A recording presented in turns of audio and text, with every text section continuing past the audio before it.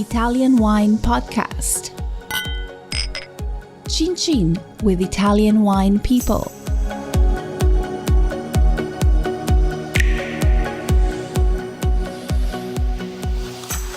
Hello and welcome to the Italian Wine Podcast. I'm your host, Monty Waldin. In recent years, I've noticed increasing interest in ideas such as organic wines, so-called natural wines, and biodynamic wines. I'll read for you some excerpts from my book, Biodynamic Wine, and follow up with some commentary on the topics covered.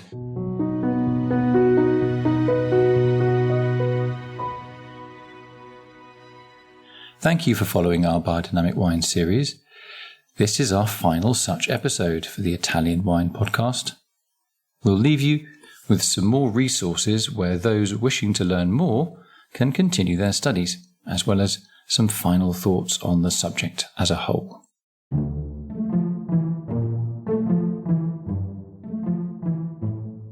So, studying biodynamics.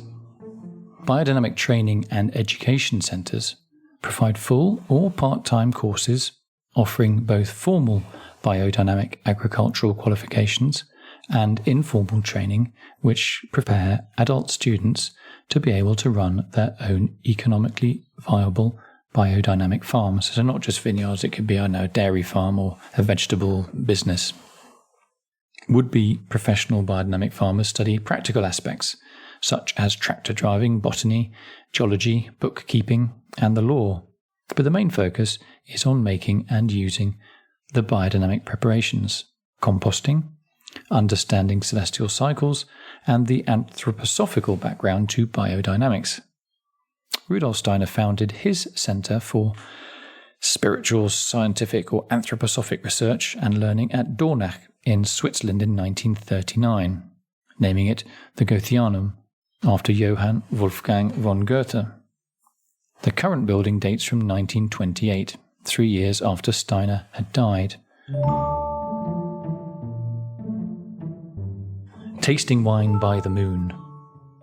Those who accept Maria Thun's contention that the sidereal moon variously influences the vine's four organs, its root system, its leaves, its flowers, and its grapes, understandably feel that this 27.3-day-long lunar rhythm also affects how wines taste.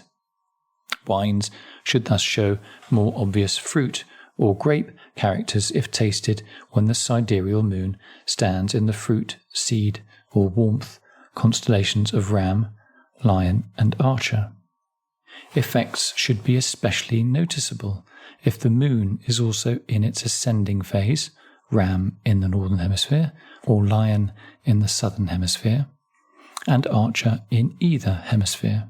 This is because the ascending moon should make wine aromas more pronounced, as the aromas ascend or are pulled upwards out of the bottle or glass. And during earth or root sidereal moon periods, the same wine might be expected to show more obviously earthy characters. And during water or leaf periods, wines might taste more vegetal or dilute, and so on. Those keen to taste wine by the moon can consult Matthias Thun's When Wine Tastes Best, a biodynamic calendar for wine drinkers. This is published by Floris, which is a publisher based in the United Kingdom. So this Matthias Thun's When Wine Tastes Best, a biodynamic calendar for wine drinkers, is not only available in a book form, but there's an app for it as well. I have to say the app, even if I don't buy into this tasting calendar, the app is absolutely stunning. Honestly, it really is good. I don't know it's not very expensive. It's a really beautifully done app, honestly. When asked to organise wine tastings, I favour wines from vines with at least 7 years biodynamics on their CV. This is so that the full biodynamic effect has been felt strongly both by the vines and by the winemaker and the viticulturalist, of course. I also usually uncork the bottle or decant it 12 to 48 hours in advance. Biodynamic wines often need a little extra time to breathe or loosen up, coming, in theory, hopefully in practice too, from especially strong-rooted vines producing balanced grapes, which are fermented with minimal intervention.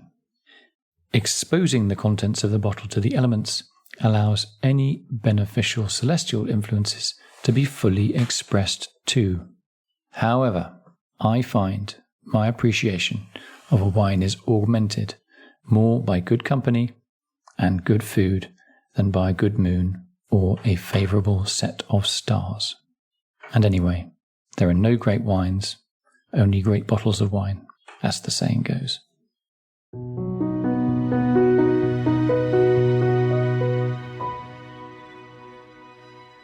Thank you for tuning in each week to the Italian Wine Podcast with me, Monty Waldin.